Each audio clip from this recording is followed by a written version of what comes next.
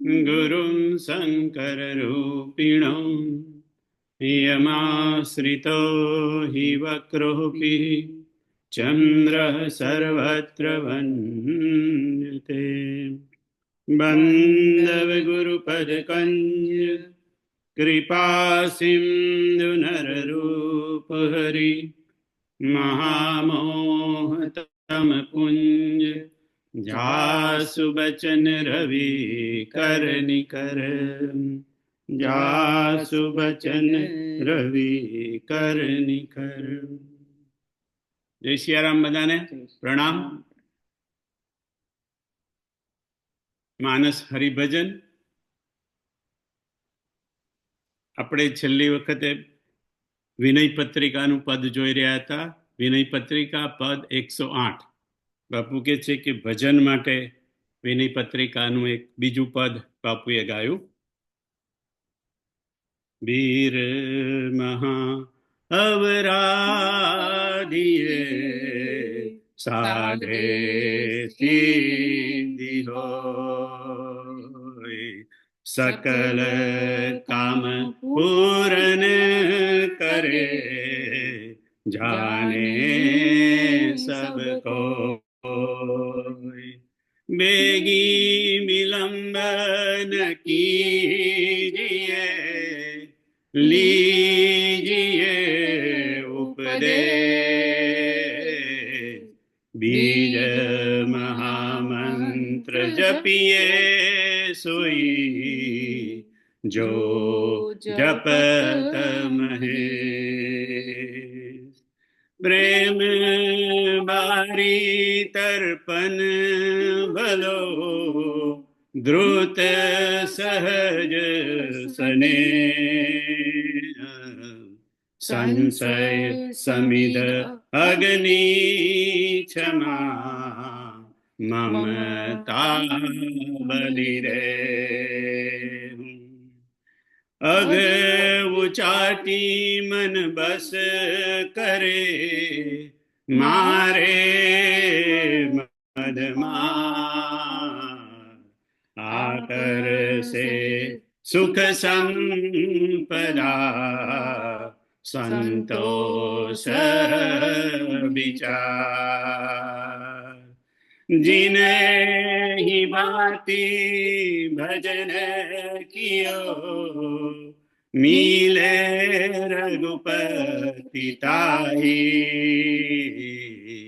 तुलसीदास प्रभु पथ चढ़्यो, जो लेहु निभाई। तुलसीदास प्रभु पथ चढ़्यो, जो लेहु निभाए।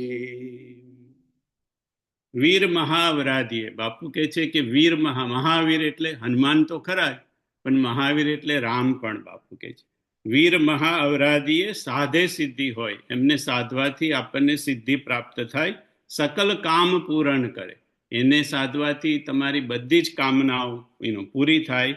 જાને સબ કોઈ, બધાને જ આ ખબર છે. તુલસીદાસજી કહે છે બેગી વિલંબ ન કીજીએ, લીજીએ ઉપદેશ. તમે હવે બહુ મોડું ના કરો. આપણે ગઈ વખતે જોયું ને કે ભાઈ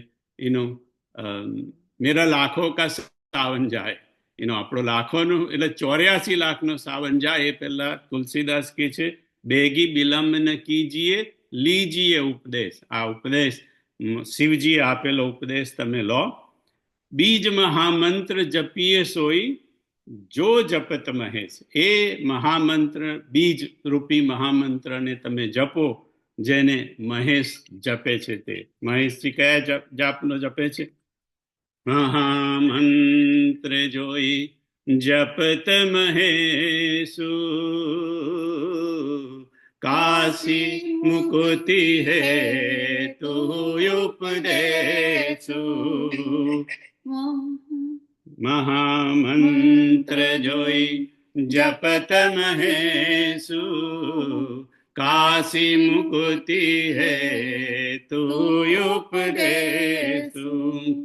એટલે કે છે બીજ મહામંત્ર જપીએ સોઈ, જો જપત મહેશ. એ રામ નામ જેને મહામંત્ર કે છે, એ રામ નામ કે કોઈ પણ નામ બાપુ કે હરિનું નામ તમને જેમાં રુચિ હોય એ તમે લો, પણ જલ્દી કરો એનું, બેગી વિલંબ ન કીજીએ.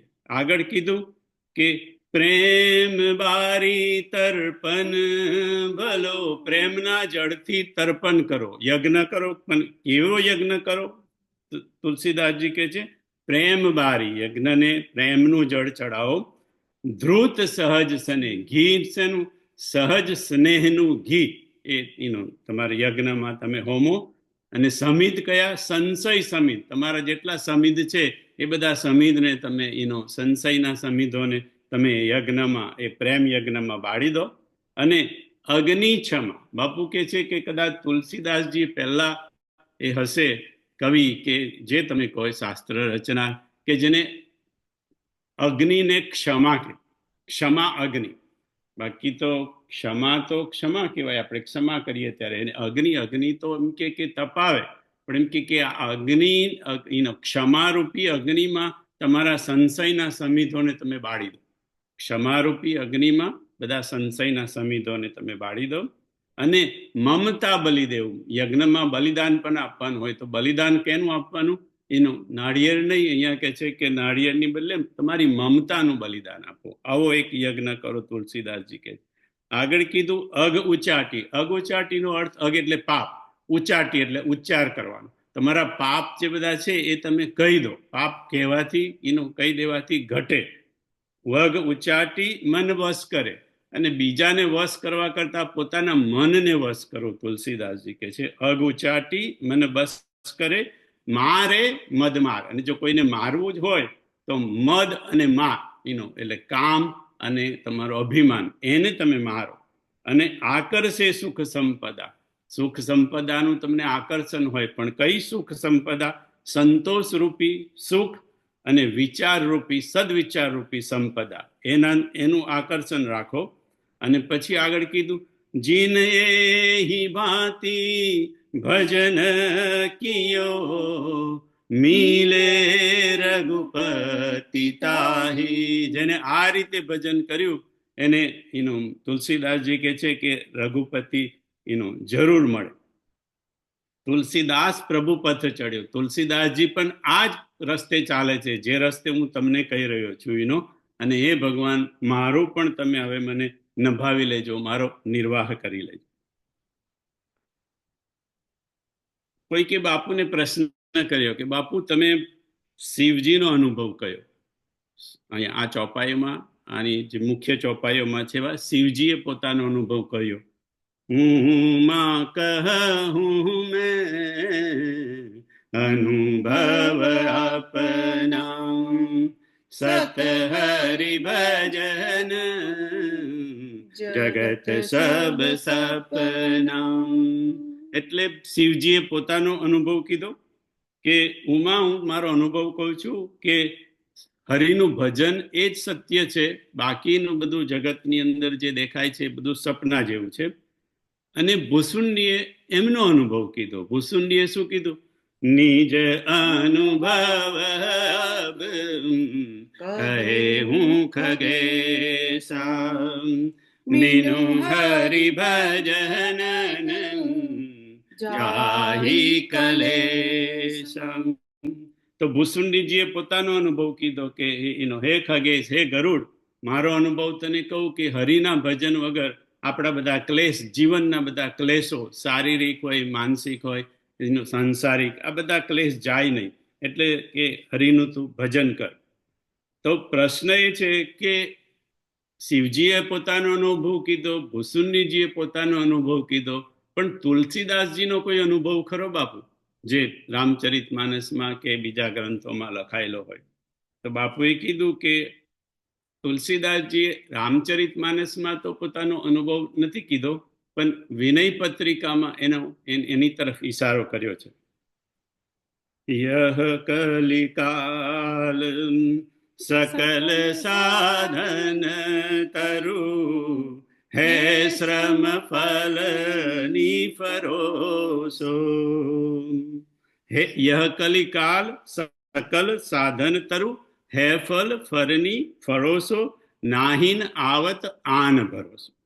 તુલસીદાસજીએ કીધું કે યહ કલિકાલ સકલ સાધન તરુ. મને એવું લાગે છે કે આ કળિયુગની અંદર, આ કાળની અંદર જેટલા જેટલા સાધનો, જપ તપ વ્રત દાન નિયમ યજ્ઞ, આપણે જેટલા જેટલા સાધનો કરીએ એ સાધનોનું ફળ હે શ્રમ ફલની ફરોસો. ખાલી એ બધાનું ફળ એક જ છે કે શ્રમ, થાક લાગે. આ બધું કરીએ એટલે થોડી વારમાં આપણે થાકી જઈએ. કેટલી વાર યજ્ઞ કરીએ, કેટલી વાર જપ કરીએ, કેટલી વાર પૂજા કરીએ. હે ફલ ફલની ફરોસો, હે શ્રમ ફલની ફરોસો. આ બધાનું ફળ ખાલી શ્રમ શ્રમ શ્રમ, થાક થાક, થકાવટ થકાવટ થકાવટ. એનો નાહીન આવત આન ભરોસો. મને એક રામ નામ સિવાય બીજા કશા પર મને ભરોસો આવતો નથી. કે છે વિશ્વાસ એક રામ નામ કો. તુલસીદાસજી કે છે વિશ્વાસ એક રામ નામ કો. એટલે એમ કે જો કશું કરવું જ હોય તો એમ કે ભગવાનનું રામનું નામ. બીજ મહામંત્ર જપીએ સોઈ, જો જપત મહેશ. અને રામચરિત સત કોટિમહ લીએ મહેશ જીએ જાની. શિવજીએ પણ એમ કે આ લીધું છે. એટલે તુલસી કે છે મેં પણ શિવજીમાંથી પ્રેરણા લઈ અને આ રામ નામ, બસ. એટલે શિવ તુલસીદાસજીનો અનુભવ છે રામ નામ, કે મને જે કંઈ પ્રાપ્ત થયું છે એ બધું રામ નામથી પ્રાપ્ત થયું છે. અને તુલસી કે છે કે જે મેં આ રામચરિત માનસ લખ્યું છે એમાં પણ બીજું શું છે? બીજું કાંઈ નથી. એહિમહં રઘુપતિ નામ ઉદારા, અતિ પાવન પુરાણ શ્રુતિ સારમ. અને એ રામ નામથી મને પાયો પરમ વિશ્રામ. મને એ રામના નામથી પરમ વિશ્રામની પ્રાપ્તિ થઈ. આ તુલસીજીનો અનુભવ છે. બધા સાધન બાપુ કહે છે કે તમને છેવટે થકાવી દેશે. ખાલી એક ભજન અને સુમિરન એ જ તમને એનો આરામ આપશે, તમને વિશ્રામ આપશે. બીજો પ્રશ્ન કોઈ એ જ પ્રશ્નની સંખ્યાવલીમાં બીજો એક પ્રશ્ન કર્યો કોઈ. બાપુ દાદાનો અનુભવ શું છે? દાદાએ તમને પોતાએ ક્યારેક જે બાપુના ગુરુ છે, તમને દાદાએ પોતાનો અનુભવ ક્યારે કહ્યો કે બેટા મારો અનુભવ આ છે? તો બાપુ કહે છે કે સેન્જલમાં તમે જાઓ તો સેન્જલમાં એક ચિત્ર છે કોક જગ્યાએ. મારી તો નજર નથી ગઈ પણ બાપુએ કીધું એટલે હશે. સેન્જલમાં એક જગ્યાએ ચિત્ર છે, એમાં બહુ જૂનું, એમાં દાદા છત્રી લઈને બેઠા છે. દાદા છત્રી લઈને બેઠા છે અને એમની બાજુમાં એક દંડી સંન્યાસી છે. એવું એક પિક્ચર છે. બાપુ કે સેન્જલમાં જાઓ તો તમે જોજો. આપણે તો કેટલી વાર ગયા પણ જોયું નથી. પણ એ દંડી સંન્યાસી એ એક વખતે દાદાને પૂછ્યું હતું કે દાદા તમારો કોઈક અનુભવ ખરો જે તમે અમારી સાથે વહેંચી શકો, કહી શકો, અમને પ્રેરણા મળે? તો એ દંડી સંન્યાસીને દાદાએ કશો જવાબ નતો આપ્યો. છોટુભાઈ ખાલી માળા બેરખો ફેરવતા હતા ને, એ બાપુ કે બેરખો ખાલી ઊંચો કરીને બેરખો બતાવ્યો દંડી સંન્યાસીને. જરાક થોડા ખસ્યા દાદા અને બેરખો બતાવ્યો. હવે બાપુ કે છે કે બેરખો ઊંચો કરીને બતાવ્યો, હવે એનો અર્થ શું કરવો? કારણ કે બોલ્યા તો કશું નથી દાદા, ખાલી તમારો અનુભવ શું દાદા? તો બેરખો ઊંચો કરીને બેરખો બતાવ્યો. એટલે આમ તો એના ઘણા બધા અર્થો નીકળી શકે, બધા પર્યાયી અર્થો. કે એક તો કે બેરખો હરિનું નામ લખો, હરિનું સ્મરણ કરો, હરિનું નામ જપો, નામ જપ કરો, રામનું નામ લો, હરિનું નામ લો, અથવા તો હરિનું ભજન કરો. બસ મારો આ અનુભવ આટલો. પણ ખાલી બોલ્યા નથી કશું, બેરખો જ બતાવ્યો કે બસ આ મારો અનુભવ. એ જ શ્રૃંખાવલીમાં આગળ પ્રશ્ન કર્યો કે બાપુ તમે આ બધાનો અનુભવ કીધો, હવે તમારો અનુભવ શું? હવે તમે તમારો અનુભવ કહો. તમારો અનુભવ કશો ખરો?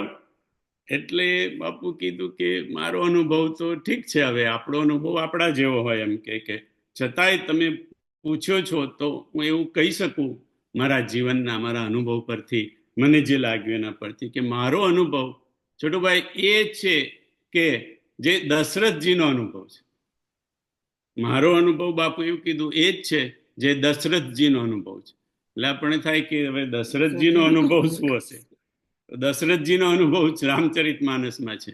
જે ગુરુ ચરણ રેણુ સિર ધરહી તે જનુ સકલ વિભવ બસ કરહી મોહી સમય અનુ ભયવો ન દૂજે સબ પાયવું રજ પાવની પૂજે સબ પાયવું રજ પાવની પૂજે. બાપુ કે જે મારો અનુભવ આટલો જ કે મેં દાદાના ચરણની રજ મારા સિર પર ધરી રાખી છે, હજી સુધી ધરી રાખી છે, ચાલુ જ છે મારે. એમ કે એ પાદુકાનું શરણ, અને એનાથી મોહી સમય અનુભવ ન દૂજે. બીજ મારો અનુભવ આ છે કે સબ પાયવ રજ પાવની પૂજે. જે કઈ મને જેટલું જોઈતું હતું, જે જોઈતું હતું એના કરતા પણ વધારે બાપુએ તો આજથી નહીં, જ્યારે માનસરોવરમાં અમે છોટુભાઈ પહેલી કથા થઈ માનસરોવરમાં બાપુની 14 દિવસની કથા હતી ત્યારે જ બાપુએ કહી દીધેલો કે પાયો પરમ વિશ્રામ. કે હું આ પહેલી જ વખત કહું છું બાપુ કે મારી જિંદગીમાં મારી જેટલી ઈચ્છાઓ હતી એટલી બધી જ એમ કે દાદાના શરણથી, એમની શરણાગતિથી, એમની કૃપાથી પ્રાપ્ત થઈ ગયું. પાયો પરમ વિશ્રામ, મને પરમ વિશ્રામ મળી ગયો. હવે હું જે કાંઈ કરું એ બધું બોનસ છે એમ કે એટલે એટલા બધા વર્ષો પહેલા એમને કહ્યું હતું કે સબ પાયવ રજ પાવની પૂજે. જે ગુરુના ચરણની રેણુ રજ સિર પર ધારણ કરશે, જેનું મહત્વ સમજશે અને એનું થોડુંક આચરણ કરશે, એને બધું જ દુનિયાની અંદર બધું જ પ્રાપ્ત થઈ જશે, જેમ મને પ્રાપ્ત થયું. બાપુ કે છે બુદ્ધ પુરુષના ચરણના રજથી બધું જ પ્રાપ્ત થઈ જાય, સબ કુછ. બાપુ કે ચરણની રજ એટલે આચરણનો લેસ માત્ર, થોડુંક આચરણ એનું આપણામાં આવી જાય, એના વચન પર આપણને વિશ્વાસ આવી જાય. સદગુરુ ભેદ બચન વિશ્વાસા સંજમયન વિષય કે આસમ. કીધું કે એની પર આપણને ભરોસો આવી જાય. ભરોસો દ્રઢઈન ચરણ કેરો. એમના ચરણની શરણાગતિ, એમનામાં દ્રઢ ભરોસો. મારા હૃદયકોશમાં બાપુ કે છે 3 શબ્દ મુખ્ય છે. એક સાધુ, હૃદયકોશમાં મુખ્ય શબ્દ, પહેલો શબ્દ છે બાપુ કે સાધુ, બીજો શબ્દ છે ભજન, હરિભજન કે ભજન, અને ત્રીજો શબ્દ છે ભ્રમ. આ મારા હૃદયના શબ્દકોશમાં આ 3 મુખ્ય શબ્દો છે, સાધુ, હરિભજન અને ભ્રમ. આગળ બાપુ કે છે આ ભજન પરનું ગીત મેં સૌથી પહેલા કંકેશ્વરી માં પાસેથી સાંભળેલું. કંકેશ્વરી માં ઘણી વાર બાપુ કંકેશ્વરી માનો ઉલ્લેખ કરે છે. મન કી તરંગ માર દે બસ હો ગયા ભજન ભજન આદત બુરી સુધાર દે તો હો ગયા ભજન ભજન સમતા કંજન આંજ દે તો હો ગયા ભજન ભજન મન કી તરંગ માર દે. આપણી ખરાબ આદતો છોડવી, બુરાઈઓ છોડવી, વિકારો છોડવા, જીવનમાં સમતા લાવવી, સંતોષ લાવવો, બધાને સ્વીકાર કરવો, આ બધું હરિભજન છે. બધાને પ્રેમ કરવો હરિભજન છે. જીવ માત્ર પર દયા કરુણા કરવી એ બધું હરિભજન છે. કથા શ્રવણ એ હરિભજન છે. કથા સાંભળતા સાંભળતા 3-4 કલાક થઈ ગયા હોય અને પતે ત્યારે તમને એવું લાગે ઓ કથા પતી ગઈ. એ પ્રકારનું જેને કથા શ્રવણ કર્યું હોય એનું એ આખે 3-4 કલાકનું કથા શ્રવણ એ હરિભજન કહેવાય. હવે એ 3-4 કલાકમાં 5-10 વાર છોટુભાઈ ફોન જોયા હોય કે 5-10 વાર ઘડિયાળ જોયું હોય તો શ્રવણનું ફળ તો થોડુંક મળે, પણ એને હરિભજન કહેવાય કે નહીં બાપુ કે છે એ ખાલી થકાવટ કહેવાય, શ્રમ કહેવાય. હે શ્રમ ફલની ફરોસો. મૌન બાપુ હરિભજન કહેવાય? મૌનને હરિભજન કહેવાય? કોઈ પ્રશ્ન કર્યો તો બાપુ કે હા, મૌનને હરિભજન કહેવાય. કારણ કે મૌન છો તમે, એટલે એ મૌનની અંદર જો તમે એનો ઉપયોગ હરિને સ્મરણ કરવા માટે, હરિનું સુમિરન કરવા માટે કરો તો મૌન એ તમારા માટે હરિભજન છે. અને હરિભજન મૌનમાં બહુ સહજ છે, કારણ કે હવે તમે મૌન છો એટલે તમને મૌનમાં હરિભજન કરવું એ થોડુંક એનું સહજ થઈ જાય. બાપુ કે છે જેમ જેમ આપણું ભજન વધે તેમ તેમ આપણો ખોરાક અને નિદ્રા ઓછી થાય. પ્રતિભાઈ, આપણે જેમ ભજન વધે ને એટલે આપણો ખોરાક ઓછો થાય અને આપણી નિદ્રા ઓછી થાય. મારી નિદ્રા ઓછી નહીં થઈ, ખોરાક ઓછો થયો એટલે છોડભાઈ થોડુંક કદાચ થયું હશે, પણ ખબર નહીં કે બાપુ કે જેમ જેમ તમારું ભજન વધે, ભજન વધ્યું કેવી રીતે સમજવું? તો કે જેમ જેમ તમારું ભજન વધે તેમ તમારો ખોરાક ઓછો થાય અને તમારી નિદ્રા ઓછી થાય. પણ એટલું જરૂર નથી. ઘણા તો ઉપવાસ કરતા હોય કે ઘણા ડાયટિંગ કરતા હોય, એ લોકો એમ કે એનો ખોરાક ઓછો લેતા હોય, પણ બાપુ કેવું નહીં. ખોરાક તમારો ઓછો થાય, તમારી ઊંઘ ઓછી થાય, પણ શરીરની શક્તિ વધે. હવે ખોરાકથી શરીરને શક્તિ મળે, પણ ખોરાક ઓછો થાય અને શરીરની શક્તિ વધે, અને ઊંઘ ઓછી થાય પણ શરીરની સ્ફૂર્તિ વધે. ઊંઘ ઓછી થાય અને શરીરની સ્ફૂર્તિ વધે, ત્યારે સમજવું કે તમારું ભજન પાકી રહ્યું છે. જ્યારે આપણું ભજન પાકે, ધીરે ધીરે વધે, ત્યારે આહાર ઓછો થાય, નિંદ્રા ઓછી થાય અને એનું શરીરની સ્ફૂર્તિ બની રહે અને શરીરની શક્તિ બની રહે. એવું બને ખરું? તો કે રામચરિતમાનસમાં ચોખ્ખો એનો ઉલ્લેખ છે ભરતજી માટે. દેહ દિનહુ દિન દુબરી હોઈ, ઘટઈ તેજ બલુ મુખ છબી સોઈ. દેહ દિનહુ દિન દુબરી હોઈ, ઘટઈ તેજ બલુ મુખ છબી સોઈ. ભરતજી જેમ જેમ એમના નિયમ ને એનું બધું પાલન કરતા હતા, જેમ જેમ વર્ષો જતા ગયા તેમ એમનું શરીર થોડું થોડું દુબળું થવા માંડ્યું, કારણ કે બહુ કંઈ ખોરાક કંઈ લેતા નતા. જે ભગવાન ખાતા હતા એવી જ રીતે ફળ ફૂડ એનું ભરતજી ત્યાં આગળ લેતા હતા. ભરતજી, ભગવાન રામ જેમ વનમાં રહેતા હતા એવી જ રીતે ભરતજી એનું નંદીગ્રામમાં રહેતા હતા. પણ ચલો ભાઈ, આ ચોપાઈમાં બાપુએ એવું કીધેલું કે ઘટઈ શબ્દ છે ને, ઘટઈ શબ્દ એ તમારે આગલી જોડે વસ્તુ લઈ લેવાનું, કારણ કે તમે આપણે એ ચોપાઈ પૂરી ક્યાં થાય છે? દેહ દિનહુ દિન દુબરી હોય ત્યાં ચોપાઈ અડધાલી પતે છે એનો. પછી ઘટઈ તેજ બલુ મુખે છબી સોય. પણ બાપુ કે ઘટઈ શબ્દ તમે આગળ લઈ લેવાનું. દેહ દિનહુ દિન દુબરી હોય, ઘટઈ તેજ બલુ મુખ છબી સોઈ. તેજ બળ અને મુખ છબી એ એવા ને એવી જ એનો ભરતજીની હતી. કેમ? કારણ કે ભરતજીનું હરિભજન વધેલું હતું. ભરતજી 14 વર્ષ સુધી બહુ કડક હરિભજન ત્યાં એનો કર્યું છે, એવા નીતિ નિયમો સાથે.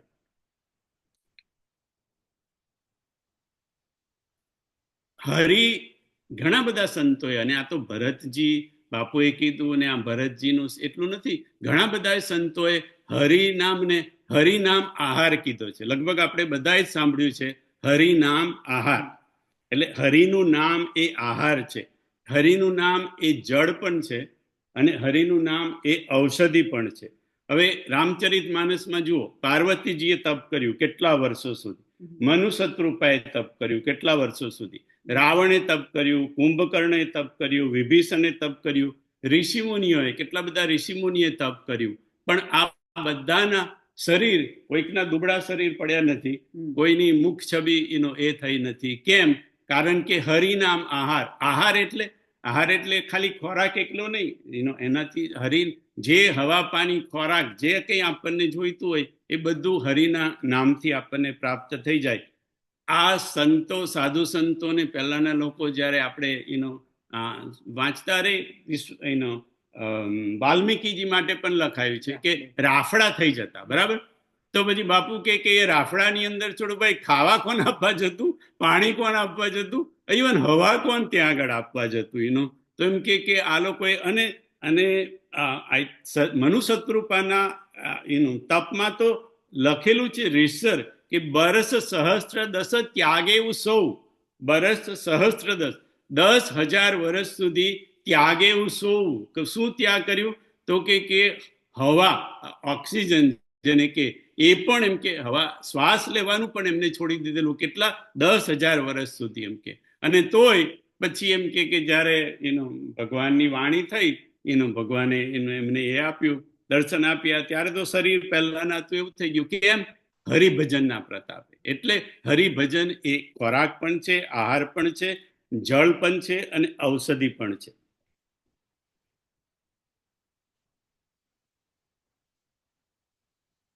આપણા હૃદયમાં હરિભજનને પ્રગટ કરવા માટે બાપુએ કીધું 5 વસ્તુ જરૂરી છે. આપણા હૃદયમાં હરિભજનને આપણે પ્રગટ કરવું હોય તો 5 વસ્તુ ખૂબ જરૂરી છે. હવે બાપુ કહે છે કે શાસ્ત્રોમાં આ ખોળશો નહીં, તમને આ કોઈ શાસ્ત્રમાં મળે નહીં. આ ગુરુમુખી ગુરુશાસ્ત્ર છે, ગુરુની કૃપાથી પ્રાપ્ત થયેલું અનુભવ, મારું અનુભવ ઉપનિષદ તમને કહું છું. બાપુએ શબ્દ વાપર્યો, અનુભવ ઉપનિષદ તમને કહું છું. દાદાની કૃપાથી પ્રાપ્ત થયેલું કે તમારા અંતકરણમાં, તમારા હૃદયમાં ભજનને તમારે પ્રગટ કરવું હોય તો 5 વસ્તુ જરૂરી છે.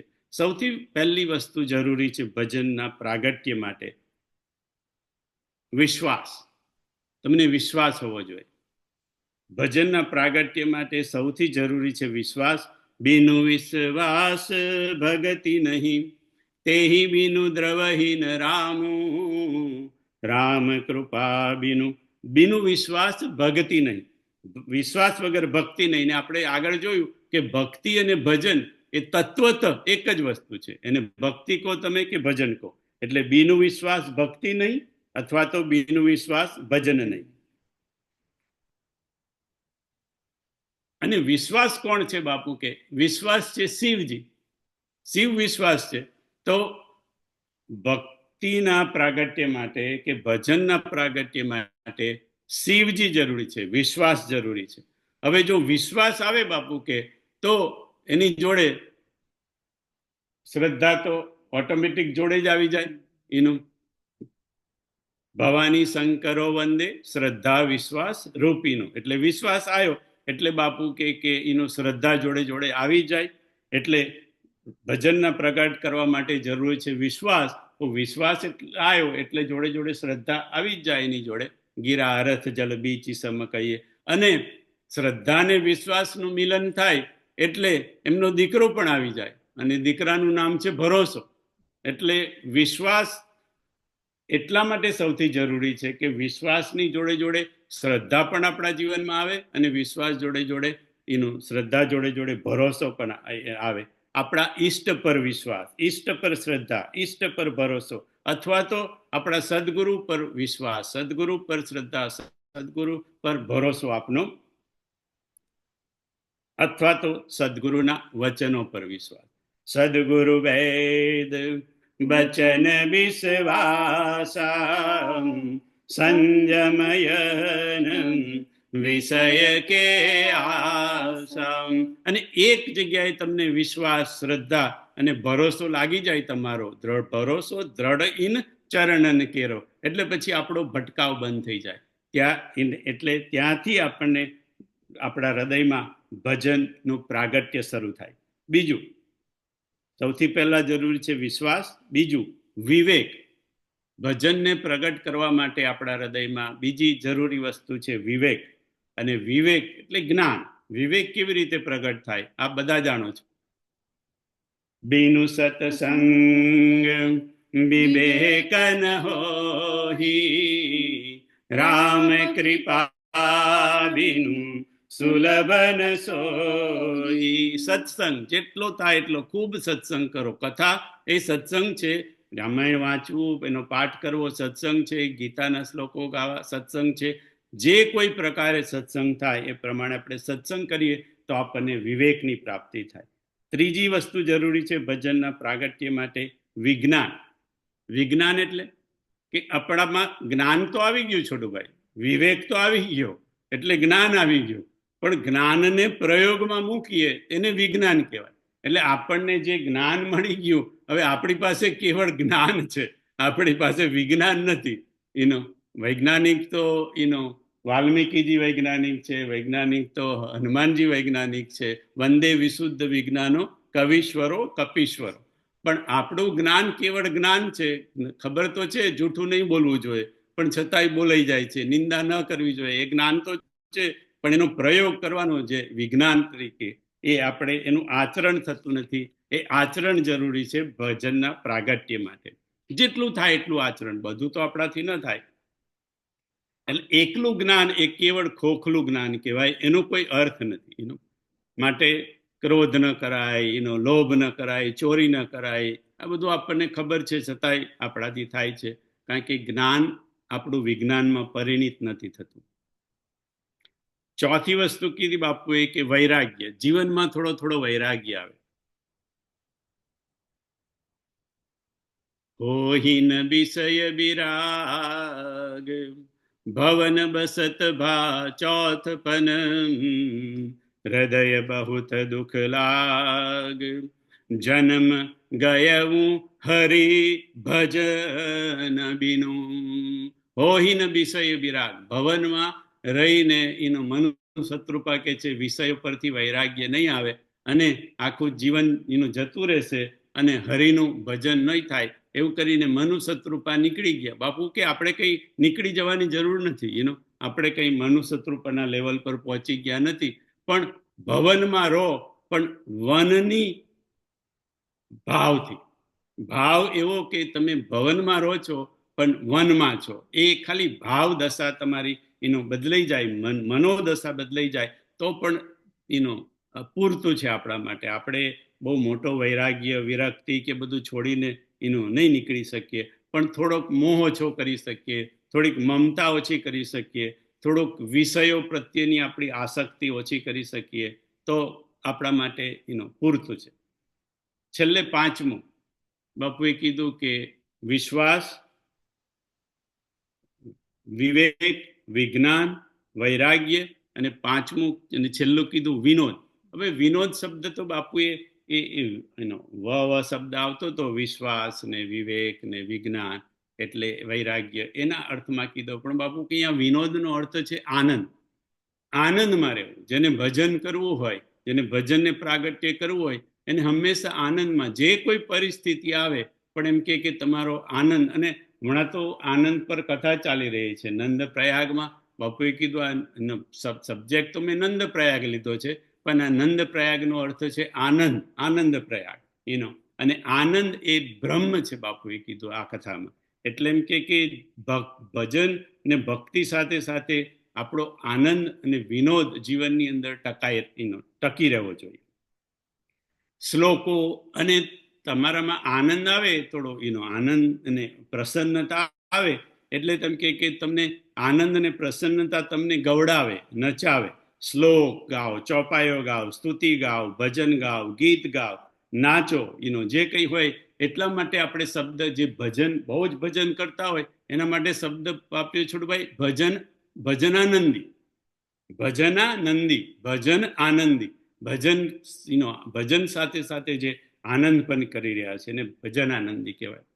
હવે આગળ બાપુએ કીધું કે એ આ કથામાંની વાત નથી. આ બાપુ જે માનસ હરિભજન જે સાઉથમાં આ કથા થઈ હતી એ કથાની આ વાત નથી છોડભાઈ. પણ આગલી એક કથામાં બાપુએ હરિભજનનો મહિમા એની વાત કરી હતી, એક કથા કહી હતી. અને મને બહુ જ ગમી. એટલે મને થયું કે ચાલો આ માનસ હરિભજનનો ટોપિક ચાલે છે તો તમારી જોડે શેર કરું. બાપુના જીવનનું એક સૂત્ર છે કે ભજન કરો અને ભોજન કરાવો. ભજન કરો, હરિભજન કરો અને બીજાને પોતે ભજન કરો અને બીજાને ભોજન કરાવો. ભૂખ્યાને ભોજન આપવું એક મોટી સેવા છે. અન્નનું દાન એને ઘણા લોકોએ બહુ મોટું દાન કીધું છે, ઘણા લોકોએ વિદ્યાદાનને પણ મોટું કહ્યું છે અને ઘણા ક્ષમાદાનને પણ મોટું કહ્યું છે. પણ આ બધા શ્રેષ્ઠ દાનોમાં છે, અન્નદાન, વિદ્યાદાન, ક્ષમાદાન વગેરે વગેરે. પાદુકાના મહિમામાં બાપુએ ભરતજીને જ્યારે પાદુકા મળે છે એ વખતે તુલસીદાસજીની થોડી ચોપાઈઓ છે. કુલ કપાટ કર કુશલ કરમ કે વિમલ નયન સે વાસુધરમ કે. કુલ કપાટ કર કુશલ કરમ કે વિમલ નયન સે વાસુધરમ કે. આ પાદુકા એ કુલ કપાટ, કુળના કપાટ, બારણાને બે બાજુ હોય એ બારણાના, એમ કે આ બે પાદુકા એ બારણાના બે એની જેવા છે, એમ કે કપાટ જેવા છે. કર કુશલ કરમ કે, અને કુશળ સારા શુભ કર્મો કરવા માટેના જાણે કે બે હાથ છે. બે પાદુકા એટલે શુભ કર્મ કરવા માટેના બે હાથ છે. અને બિમલ નયન સેવા સુધરમ કે, અને શુદ્ધ નેત્રો કે સેવા અને સુધર્મ. સુધર્મનો અર્થ બાપુએ કર્યો એને સ્મરણ પણ કરી શકો, શ્રેષ્ઠ ધર્મ પણ કરી શકો, જુદા જુદા લોકોએ શ્રેષ્ઠ કર્મ પણ કઈ કરી શકો બાપુએ કહ્યું. પણ ટૂંકમાં કેવું હોય તો એક પાદુકા છે સેવા અને બીજી પાદુકા છે સ્મરણ. એક પાદુકા છે હરિભજન, સ્મરણ એટલે હરિભજન, અને એક પાદુકા છે સેવા એટલે એને તમે ભજન ને ભોજન પણ કહી શકો કે હરિભજન અને હરિની સેવા પણ કહી શકો, લોકોની સેવા પણ કહી શકો. એટલે આ બે વસ્તુ તમે કરશો બાપુ કે હરિનું ભજન કરશો, સ્મરણ એટલે સ્મરણ ને ભજન કરશો અને જોડે જોડે સેવા કરશો, તો હરિ તમારા વર્ષમાં થઈ જશે. હરિ એકલો નહીં, બાપુ કે છે કાળ પુરુષ પણ તમારા વશમાં થઈ જશે. આ બે વસ્તુ જીવનમાં કરવાની. બિમલ નયન સેવા સુધર્મ કે, એક તો બીજાની થાય એટલી સેવા કરો કોઈ પણ રીતે. અન્ન સેવા એ તો શ્રેષ્ઠ સેવા છે, પણ બીજી કોઈ પણ સેવા, જે કોઈક સેવા આપણાથી થાય એ સેવા કરીએ અને જોડે જોડે હરિનું ભજન કરીએ. સેવા જોડે હરિનું ભજન કેમ કીધું બાપુ કે છે કે સેવા એકલી સેવા કરશો ને તો અભિમાન આવી જશે. એકલી સેવામાં અભિમાનનો ખતરો છે. જેટલા લોકોએ કેવળ સેવા કરી છે, અમે તો ખાલી સેવા કરવામાં માનીએ, એ હરિનું ભજન બેઠા બેઠા રામ રામ એ અમારાથી થાય નહીં, હરે મેં સેવા કરીએ. પણ જે એકલી સેવા કરશે બાપુ કે એને અભિમાનનો ખતરો છે કે મેં કરી, મેં આ સેવા કરી, મેં આ કર્યું. અને હરિભજન જ્યારે સેવા થશે ત્યારે સેવાનું તમને અભિમાનનો તમને ખતરો નહીં રહે. બાપુ એ કથા કીધી કે એક યુવાનને થયું કે ચાલ હું કંઈક સેવા કરું. એક યુવાનને થયું ચાલ હું કંઈક સેવા કરું. હવે એની પાસે થોડા ઘણા પૈસા હતા પણ બહુ પૈસા નહોતા, એટલે કે હવે એમ કે હું શું સેવા કરું એવું કે જેમાં એમ કે મારે બહુ પૈસાની ખોટ ના પડે એવું.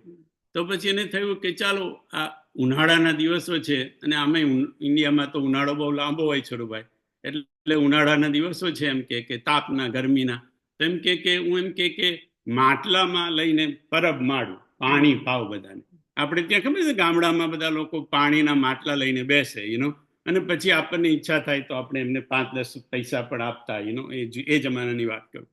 એટલે એવી રીતે માટલામાં પાણી લઈ આવતો હોય અને રસ્તામાં બેસી જતો, અને જે કોઈ જતા આવતા બધા માણસો હોય એ લોકો બધા ઉભા રહે અને પાણી આપતો અને પૈસા લેતો નહીં. તે કે નહીં, આ તો મારે સેવાના ભાવથી મારે કરવું છે, એટલે મારે પૈસા લેવાના નથી, પૈસાની મને જરૂર નથી. એટલે એમ કે ખાલી બધાને પાતો. આવી રીતે એને ઘણા મહિનાઓ ગયા એમ કે ઉનાળાના. તો એને જોયું કે ઘણા લોકો એ રસ્તા પરથી પસાર થાય રોજ ઘણા જુદા જુદા માણસ હોય, ઘણા એક જ માણસ હોય.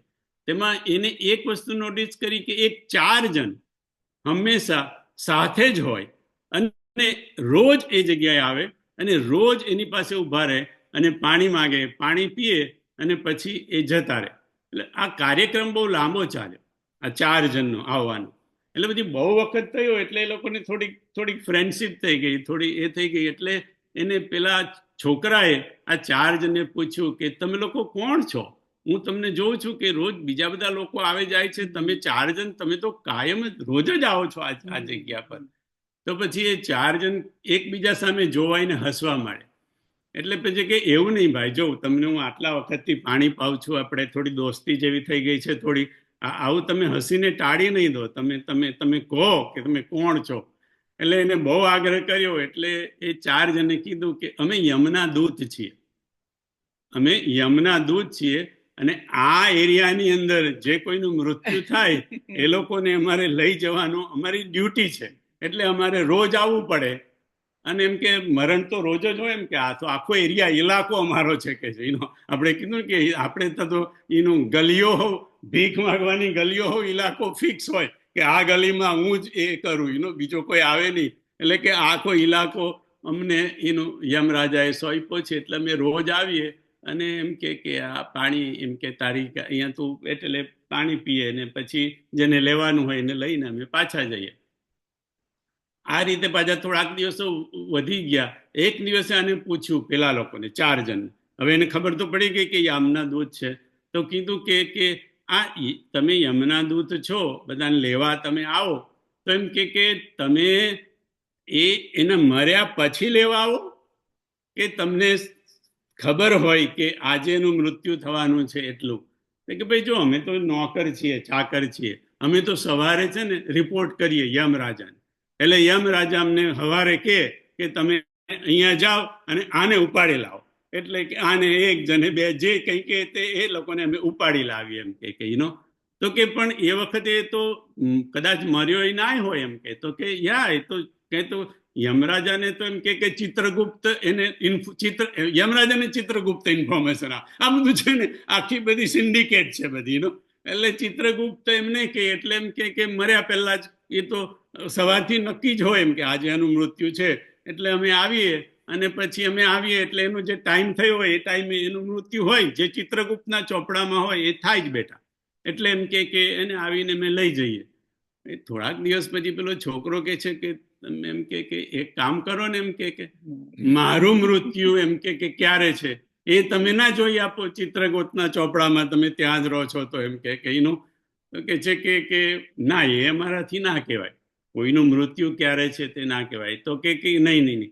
એટલે એને તો બહુ આગ્રહ કર્યો કે આપણી આટલી બધી દોસ્તી, આપણે આટલા વખતથી એ થઈ ગયા, હવે મારું તમે આટલું કામ ના કરો એમ કે મને તો જોઈ આપ, મને કાંઈ થાય નહીં એમ કે પણ મારે જાણવું છે કે મારું મૃત્યુ. એને બહુ આગ્રહ કર્યો. એટલે યમના દૂતો તો ત્યાં ગયા, ચિત્રગુપ્તને કીધું. ચિત્રગુપ્ત કે ભાઈ આ કહેવાય નહીં, પણ કે હવે અમારે એની જોડે દોસ્તી થઈ ગઈ છે, હવે આટલું તો જરા કામ કરો. એટલે બહુ આગ્રહ કર્યો. એટલે ચિત્રગુપ્તે પછી કીધું કે ભાઈ એનું મૃત્યુ એ જે દિવસે લગ્ન કરશે એ લગ્નની રાત્રે એની પત્નીને એની રૂમમાં મળવા જશે, એ પહેલા દાદર ચડતો હશે ત્યારે એ દાદર ચડતી વખતે દાદરામાં એને સાપ કરડશે અને એની પત્નીને મળતા પહેલા જ રાત્રે 12 વાગે એનું મૃત્યુ થશે, એવું ચોપડામાં લખેલું છે. એટલે પેલા 4 જણા તો ત્યાં જ રડવા માંડ્યા, ઉપર જ રડવા માંડ્યા. અરે અમારા મિત્રનું આટલું બધું વહેલું મૃત્યુ, અને આવી રીતે, અને તે લગ્નના દિવસે રાત્રે 12 વાગે એમ કે મૃત્યુ. એટલે કે છે ભાઈ ચિત્રગુપ્ત કે ભાઈ હવે આ બધું હું નક્કી ના કરું, આ તો હું ચોપડો તમને વાંચીને કહું, એટલે આ બધું કંઈ નક્કી કરવાનું કામ મારું નથી, આમાં હું કંઈ કરી શકું નહીં. પેલા લોકો ત્યાં આવ્યા અને પછી પેલા છોકરો પૂછવા માંડ્યો. એટલે એ તો કે ભાઈ તું જાણવા જેવું નથી, બહુ ના પાડી, પણ આને તો જીદ પકડી. એટલે છેવટે પછી આ 4 જણે કીધું. અને એ 4 જણમાંથી 3 જણા એને વાત કરે, છોટુભાઈ ને ચોથો તો વાતય ના કરી શકે, એટલો બધો રડે. આ લોકોએ વાત કીધી એને છેવટે, પણ પેલો ચોથો તો એને વાત પણ ન કરી શકે. તો પછી એને પૂછ્યું, પેલા ચોથાને પૂછ્યું કે તમે આમને મને કીધું, મારું મૃત્યુ કીધું, લગ્નના દિવસનું કીધું, પણ એમ કે તમે આટલું બધું કેમ રડો છો? એમ કે છે કે હું રડું છું એટલા માટે કે તને જે સાપ કરડવાનો છે એ સાપ થઈને આવવાનું કામ મારું છે, મને એ કામ સોંપેલું છે, એટલે હું વધારે રડું છું કે તારું મૃત્યુ ને તે પાછું મારા હાથે, એમ કે મારે તને સાપ થઈને ડંખવાનું. તો પણ હવે એમ કે જે એનો છે તો એમ કે છે, પણ કઈ તમે ચિંતા ના કરશો. પેલો છોકરો કહે છે તમે ચિંતા ના કરશો, હું લગ્ન જ કરવાનો નથી. હું જો લગ્ન જ ના કરું તો પછી મારું મૃત્યુ થાય નહીં ને. તો કે છે ભાઈ ચોપડા પ્રમાણે તો બરાબર છે, તું લગ્ન ના કરે, કારણ કે લગ્નના દિવસે જ છે તારું મૃત્યુ. તો કે જાઓ, હું લગ્ન જ કરવાનું નથી. એટલે એને તો નક્કી કરી દીધું લગ્ન નહીં કરવાનું. પણ હવે મા બાપે એને બહુ આગ્રહ કર્યો અને જેટલું એનાથી ટળાય એટલું એને ટાળ્યું. પણ હવે નરેશભાઈ, મા બાપને તો એવું થોડું કહેવાય કે મારું મોત છે એટલે મારે લગ્ન નથી કરવું. હવે છોકરો મા બાપને અને માને ખાસ તો કહી ન શક્યો, બાપને પણ કહી ન શક્યો કે કેમ નથી કરવું, મારે નથી કરવું, નથી કરવું, નથી કરવું. પણ મા બાપ એટલા બધા વળગ્યા કે છોકરાએ કીધું હવે જે નસીબમાં હોય તે થશે. એમ કે એનું ચાલો, એનું મા બાપના એમના આનંદને લીધે લગ્ન કર્યું. એને લગ્ન કર્યું અને પહેલી રાત આવી તો એનો ઉપર એમનો રૂમ ઉપર હતો બાપુ કે, તો ઉપર એની પત્ની એ એમ કે આરતીનો થાળ અને જમવાનો થાળ એ લઈને બેઠી હતી કે આજે હું મારા હાથે મારા પતિને એનું જમાડીશ. પહેલા એમની આરતી કરીશ એ રૂમમાં આવશે ત્યારે, અને પછી એમ કે અમને હું મારા હાથે હું જમાડીશ. એવું કરીને એની પત્ની ઉપર એનો રૂમમાં બેઠી છે અને આ નીચે બેસી રહ્યો છે. એને ઉપર જવું તો છે, પણ એમ કે એનો એમ કે હવે મારે જવાનું જ છે. એમ કે તો પછી પત્ની સાથે નાતો કરીને સંબંધ બાંધી અને નજીક આવીને એને વધારે દુઃખ થશે, એટલે એમ કે હું હમણાં ઉપર એનું જતો નથી. એમ કે છેવટે 11-11:30 ની આજુબાજુ બાપુ કે 11-11:30 ની આજુબાજુ એને થયું કે ચાલ હવે હું ધીરો એમ કે ઉપર જઉં, હવે બહુ સમય રહ્યો નથી. એમ કે એટલે એ ઉપર દાદરા ચડવા માંડ્યો એટલે અડધે દાદરે પેલો સાપ ત્યાં આગળ એનો આવ્યો. હવે એને તો ખબર છે કે આ સાપ તો અમારો મિત્ર છે, રોજ જે એને હું પાણી પાઉં છું તે, એટલે અને સાપને ખબર છે કે આને ખબર છે કે હું કોણ છું તે. એટલે સાપે પછી એક યમના દૂતનું સ્વરૂપ લીધું થોડીક વાર માટે. હજી કરડવાનું તો 12 વાગે છે, એટલે લગભગ 11:30 ની આજુબાજુ. અને એમ કે એ લોકો ત્યાં આગળ એમ કે તું જા, તું તારી પત્નીને મળીને આવ. એમ કે હું તો ગમે તે રીતે તને કરડી દઈશ. એમ કે તો કે નહીં, હવે મારે એની સાથે એ ખાલી એને વધારે દુઃખી નથી કરવી, એટલે હું અહીંયા બેસું છું, આપણે બે વાતો કરીએ. એમ કે અહીંયા આગળ તો એનું ત્યાં આગળ બેઠા અને છોકરો કે છે કે તમે એવું કરો, મને અત્યારે જ દંશ દઈ દો, મને અત્યારે દંડ દઈ દો એટલે વાત પૂરી થઈ જાય. એમ કે હવે મારાથી રહેવાતું નથી, કારણ કે મને ખબર છે મારું મૃત્યુ આવી રહ્યું છે અને એનાથી એમ કે મને વધારે પીડા થાય છે. તો મારી પીડાનો તમે અંત લાવો, મને અત્યારે જ દંશ દઈ દો. તો કે નહીં બેટા, તારું મૃત્યુ 12 વાગે છે, હું તને અત્યારે દંશ દઉં ને તો 11:30 થી 12 સુધી તને પીડા થાય, અને તારી પીડાને પેલો દૂત કે છે મારાથી નહીં જોવાય, તારી પીડા મારાથી નહીં જોવાય, એટલે હું તને અત્યારે નહીં, હું ખાલી 2 મિનિટ બાકી હશે ને, 1 કે 2 મિનિટ, ત્યારે હું તને એનો દંશ દઈશ. તો કે ત્યાં સુધી શું કરશું આપણે? તો કે ચાલો ને આપણે એમ કે અહીંયા બેસીને હરિભજન કરીએ. હરિ બોલ, હરિ બોલ, હરિ બોલ, હરિ બોલ, હરિ બોલ, હરિ બોલ, હરિ બોલ, હરિ બોલ. પ્યારે મુકુંદ માધવ ગોવિંદ બોલ, પ્યારે મુકુંદ માધવ ગોવિંદ બોલ. હરિ બોલ, હરિ બોલ, હરિ બોલ, હરિ બોલ. રાધે બોલ, રાધે બોલ, રાધે બોલ, રાધે બોલ. આમ એ બે જણા ભજન કરવા માંડ્યા, હરિનું ભજન કરવા માંડ્યા, પેલો છોકરો અને આ યમનો દૂત, 2 જણા. હવે આ લોકો વાતો કરતા હતા એટલે પેલી પત્નીને થયું કે આ કોની જોડે વાતો કરે છે, અમારા પતિ. એટલે એ બારણાની નજીક આવી, આ લોકો જોઈ ના શકે એવી રીતે, અને એને આ બે જણની વચ્ચેની વાત સાંભળી લીધી. એને કીધું ને કે ભાઈ હું તને અત્યારે નહીં ડસું, હું તને 12 મિનિટ હશે ત્યારે ડસીશ. એટલે એને ખ્યાલ આવી ગયો કે આ કાળ પુરુષ જોડે વાત કરે છે. ભગવાનની પ્રેરણાથી એના હૃદયમાં આવ્યું હશે કે આ કાળ જોડે વાતો કરે છે એમ કે અને આ તો હવે ઉપર આવવાના જ નથી, કારણ કે એ તો 2 મિનિટે તો હવે તો થોડીક જ વાર બાકી છે, 20-25 મિનિટ આ ઉપર એમ કે આવે નહીં.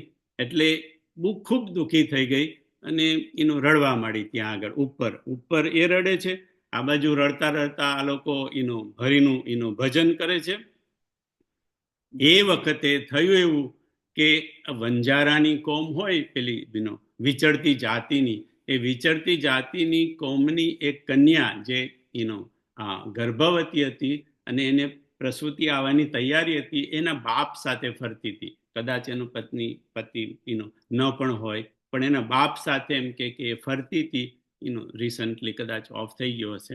એટલે એ ફરતી હતી તો એના ઘરના સામેના ખેતરની અંદર એને એ જ વખતે સુવાવડ, એટલે એને દીકરાનો જન્મ થયો. અને એને એટલી બધા ભૂખ લાગી હતી, કારણ કે છેલ્લા 1-2 દિવસથી એ ખાવાનું બનાવી નથી શકી, બાપાને તો કંઈ આવડે નહીં એટલે ભૂખી હતી ઓલરેડી. પણ પેલી પ્રસવની પીડા હતી એટલે એની ભૂખ દબાઈ રહી હતી. પણ જેવું બાળકનો જન્મ થઈ ગયો એટલે એને એટલી બધી ભૂખ લાગી કે એના ફાધરને, લગભગ 11:15 આજુબાજુનો સમય છે, એના ફાધરને કહે છે મને ગમે ત્યાંથી બાપા મને ભોજન લાવો, મને બહુ ભૂખ લાગી છે, મને ઘણા વખતથી લાગી હતી, પણ એમ કે આ પ્રસૂતિની પીડાને લીધે દબાઈ રહી હતી, હવે મારાથી રહેવાતું નથી, તમે ગમે ત્યાંથી મને ભોજન લાવી આપો. એટલે હવે બાપાને થયું કે ભાઈ હવે દીકરીને આટલી બધી ભૂખ લાગી છે, રાતના અડધી રાત થઈ છે, મને કોણ ભોજન આપશે. છતાંય બાપા ત્યાં નીકળ્યા અને જોરથી ગલીઓમાં બૂમ પાડવા માંડ્યા કે કોઈક મને કંઈક તમારી પાસે ખાવાનું હોય તો આપો, મારી દીકરી બહુ જ ભૂખી છે, બહુ જ ભૂખી છે. એટલે પણ હવે અડધી રાત્રે તે કોણ આપે. હવે અહીંયા પેલી જે એની પત્ની હતી એને થયું કે મારા પતિ તો હવે ઉપર આવવાના જ નથી, 11:15 તો લગભગ થવા આવ્યા છે, એમ કે હવે આ આરતીનું મારે કંઈ કામ નથી અને આ જમવાના થાળનું મારે તો હવે કશું કામ નથી. એટલે એમ કે સાઈડમાંથી બીજી સીડી હતી, એ બીજી સીડી પરથી ઉતરી અને આ લોકોને ખબર ના પડે, કાળ પુરુષને અને એના પતિને, એવી રીતે નીચે ઉતરીને એ જમવાનો આખો થાળ જ એને પેલા બાપાને આપી દીધો કે લો હવે આ મારે કંઈ કામનો નથી એમ કે. તો કે પણ આ થાળી, તો કે નહીં, થાળી પણ લઈ જાઓ, હવે તો મારું બધું જ જવાનું છે, તો થાળીની, એટલે થાળીની સાથે આખો થાળ લઈ જમવાનું. અને આ દાદા ત્યાં એની દીકરી પાસે આવ્યા, દીકરીએ ખાધું અને એની જઠર શાંત થઈ, એને તૃપ્તિ થઈ. એટલે એને પૂછ્યું કે બાપા તમે અડધી રાત્રે આ ખાવાનું ક્યાંથી લાયા. તો કે છે બેટા એક નવી પરણેલી જેવી લાગતી હતી ને, હજી કપડાં તો લગ્નના જ હતા, એમ કે એને મને એમ કે થાળ આપ્યો. એટલે એની બાપુ કે નાભીમાંથી આશીર્વાદ નીકળી ગયા કે જા દીકરી તારું સૌભાગ્ય અખંડ રહો. એની તૃપ્ત થયેલી નાભીમાંથી આશીર્વાદ નીકળી ગયા કે જા બેટા તારું સૌભાગ્ય અખંડ રહો. આ બાજુ હવે લગભગ 2 મિનિટ બાકી રહી અને પેલા આ કાળ પુરુષે, પેલાનું તો ભજન હજી ચાલુ જ હતું, હવે કાળ પુરુષે પાછું સાપનું રૂપ લઈ લીધું અને એને લગભગ 1 કે 2 મિનિટ બાકી હશે અને દંશ દીધો. એ દંશ દીધો તો પેલાને કઈ અસર થઈ નહીં, એ તો એનું હરિભજન એને ચાલુ જ રાખ્યું. એટલે આપને થયું કે બરાબર મેં કદાચ દંશ નહીં દીધો, એમ કે નાગ થઈને આવ્યો તો મેં બરાબર નહીં દીધો. એટલે એને જોરથી ફરી બીજો દંશ દીધો તો પણ પેલા એનું તો હરિભજન ચાલુ હતું, એને તો કોઈ અસર થઈ જ નહીં. એટલે વારે ઘડીએ બાપુ કે કેટલી વાર એને દંશ દીધા, લગભગ 12:15 થઈ ગયા.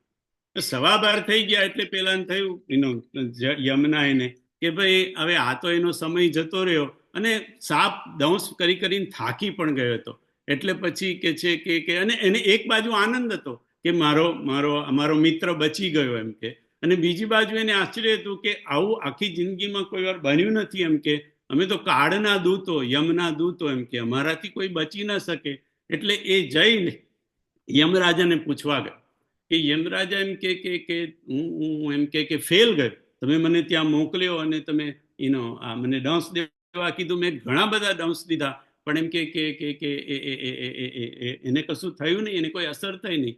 તો યમરાજા હસ્યા કે છે. તો કે કેમ તમે હસો છો? એમ કે તો કે ભાઈ આ તો આ હરિની ઈચ્છા હતી, હરિની, ભગવાનની ઈચ્છા હતી. તો કે પણ એમાં લખેલું તો એનું મૃત્યુ તો ચિત્રગુપ્તના ચોપડે હતું. તો કે ચિત્રગુપ્તના ચોપડામાં લખવાનું હોય કરમ પ્રધાન વિશ્વ કરી રાખા, કરમ પ્રધાન વિશ્વ કરી રાખા. આ ચિત્રગુપ્ત છે, યમરાજા છે, આ બધા તો પ્રધાન લોકો છે. આ કોઈ રાજા નથી. રાજા તો રામ છે, રાજા તો પરમાત્મા છે.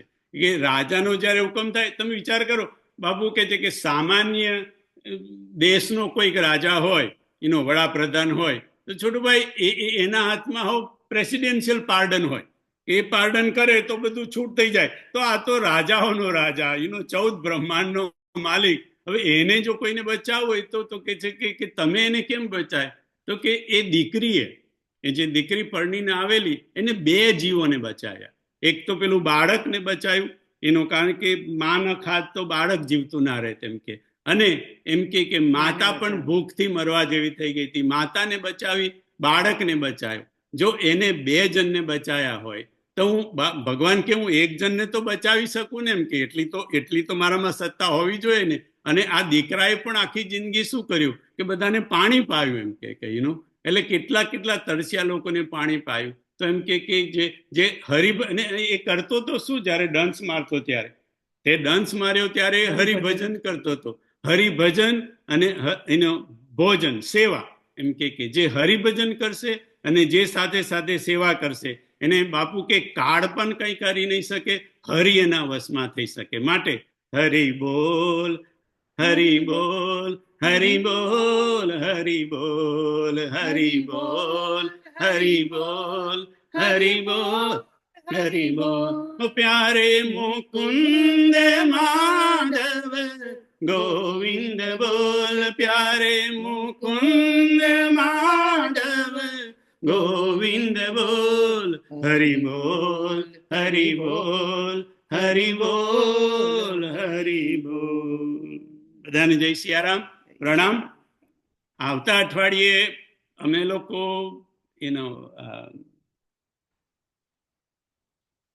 નહીં, આપણે સરલાબેન એને એ લોકો કેલિફોર્નિયા જવાના છે. એટલે નરેશભાઈ સોમવારે કે મંગળવારે જો થતું હોય તો આપણે ચર્ચા કરીને પછી ખાલી બધાને જણાવી દઉં છું કે આવતા બુધવારે નહીં હોય, કદાચ મોટે ભાગે મંગળવારે હશે. હું છોટુભાઈ અને નરેશભાઈ જોડે ચર્ચા કરી અને પછી તમને જણાવીશ. પણ નરેશભાઈ મને ઈશારો કર્યો, બરાબર. તો આપણે આવતા મંગળવારે આપણે મળીશું, ગુરુવારે નહીં. અને એના પછીના ગુરુવારે, એમાં તો ટીચર નથી, પ્રિન્સિપાલ નથી, અને સંગીતની દુનિયા પણ નથી, કારણ કે એ બધા કેલિફોર્નિયામાં બીજી છે. એટલે એકાદ વીક આપણે છુટ્ટી લઈશું, પણ હમણાં નહીં. મંગળવારે તો મળીશું, પછી કદાચ લગભગ છુટ્ટી લેવી પડશે આપણે, એવું લાગે છે. બધાને જય સિયારામ.